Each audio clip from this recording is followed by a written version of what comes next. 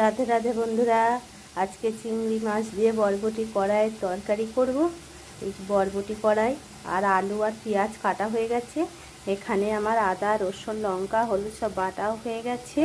আর এই চিংড়ি মাছের মাথাকে বেটে নিয়েছি। চিংড়ি মাছের মাথা দিয়ে আর বরবটি কড়াইয়ের তরকারি করব।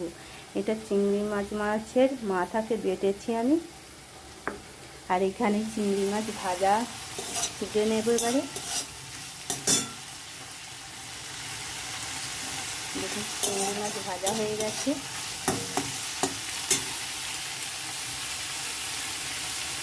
চিংড়ি মাছের মাথাকে ভালো করে ধুয়ে আর বেটে নিতে হবে। আমি বেটে নিয়েছি। এবারে বরবটি কড়াই দিয়ে পেঁয়াজ দিয়ে আলু দিয়ে একটু ঝাল ঝাল তরকারি করব। কড়াইতে আমার তেল গরম হয়ে গেছে। এবার আমি বরবটি আলু কেটে রাখা এগুলো সব দিয়ে দেব।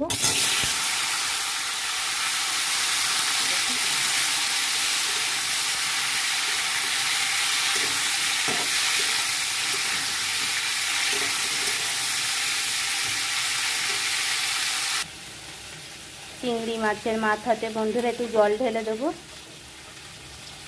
দিয়ে এটাকে ছেঁকে নেব।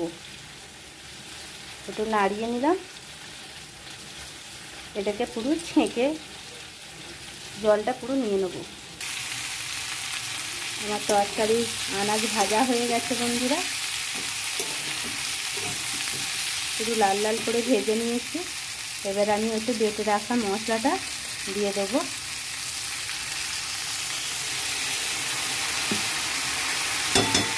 এতে আদা রসুন শুকনো লঙ্কা আর হলুদ আছে, আর অন্য কোনো মশলা নেই এতে।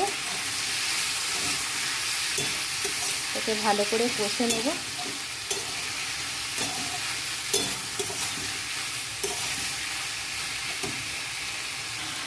অল্প করে নুন দিয়ে দেব পরিমাণ মতো।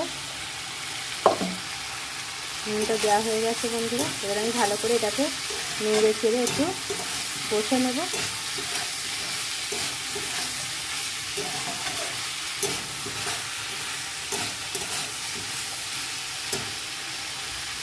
চিংড়ি মাছের মাথার বাটাটা আমি ঢেলে দেবো এখানে।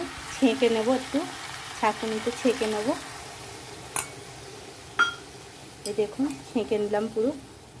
এটা আর একটু জল দিয়ে বেশ ভালো করে ধুয়ে নেবো এটা। এই দেখুন পুরো একদম খোলাটা বেরিয়ে গেছে।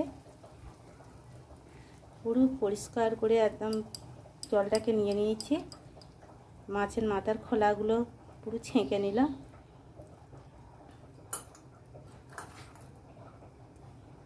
দেখুন এতে আর জল দেব না। এবার ভেজে রাখা মাছটাও দিয়ে দেবো। চিংড়ি মাছটা ভেজে রেখেছিলাম, দিয়ে দিলাম।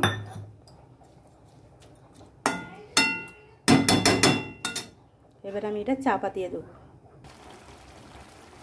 আমার চিংড়ি মাছের মাথার তরকারি হয়ে গেল বন্ধুরা।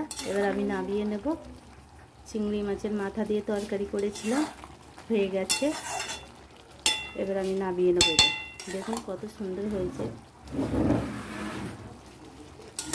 শুকনো ভাত দিয়ে খেতে খুব ভালো লাগবে। হয়ে গেল।